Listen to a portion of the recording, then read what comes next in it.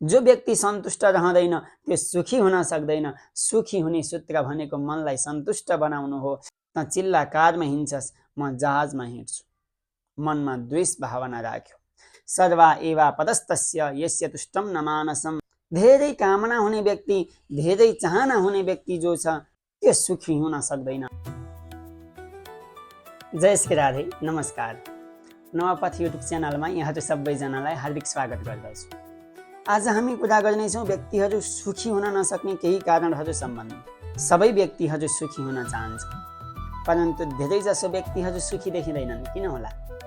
नीतिशास्त्रमा व्यक्तिहरू सुखी हुन नसक्ने केही कारणहरू बताइएको छ। ती कारणहरू के होलान्?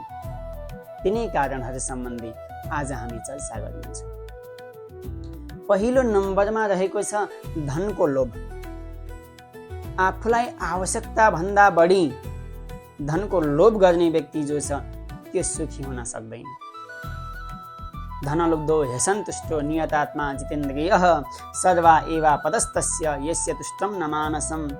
धेरै कामना हुने व्यक्ति, धेरै चाहना हुने व्यक्ति जो छ त्यो सुखी हुन सक्दैन, त्यसले सुख प्राप्त गर्न सक्दैन। 2 नम्बरमा रहेको छ ईर्ष्या। मनमा ईर्ष्या भएको व्यक्ति कहिल्यै सुखी हुन सक्दैन। एउटा व्यक्ति गाउँमा आनन्दले जीवन बिताइरहेको छ, सत्कर्ममा रहिरहेको छ, सदाचारमा रहिरहेको छ। सहर जान मन लाग्यो, सहर गयो। हिजो सँगै पढेको, सँगै हुर्केको साथीलाई देख्यो। विशाल महल बनाएको छ, चिल्ला कारहरू छन्, नोकर चाकर छन्। मनमा विचार गर्यो, पक्क तैँले जति सम्पत्ति कमाएको छस् त्यो भन्दा धेरै म सम्पत्ति कमाउँछु। त चिल्ला कारमा हिँड्छस्, म जहाजमा हिँड्छु। मनमा द्वेष भावना राख्यो, ईर्ष्याको भावना राख्यो। अब त्यो व्यक्ति सुखी हुन सक्दैन, खुसी हुन सक्दैन।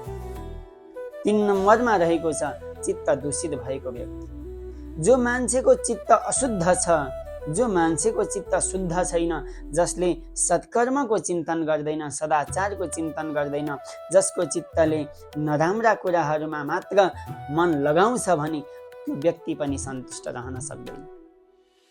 जो व्यक्ति सन्तुष्ट रहँदैन त्यो सुखी हुन सक्दैन। सुखी हुने सूत्र भनेको मनलाई सन्तुष्ट बनाउनु हो। मनलाई सन्तुष्ट जसले बनायो त्यो नै सुखी हुन्छ। सन्तुष्टि रूपी अमृत प्राप्त गरेर चित्तलाई शान्त बनाउने व्यक्तिले जुन सुख प्राप्त गर्छ त्यो सुख धनको लोभमा यदा कदा दौडिने व्यक्तिहरूले कहिले पनि सुख प्राप्त गर्न सक्दैनन्, त्यो आनन्द प्राप्त गर्न सक्दैनन्। आजको भिडियो यहाँहरूलाई कस्तो लाग्यो? यदि मन परेको खण्डमा भिडियोलाई लाइक, कमेन्ट र सेयर गर्दै च्यानललाई सब्स्क्राइब गर्न नबिर्सिनुहोला। जय श्री राधे।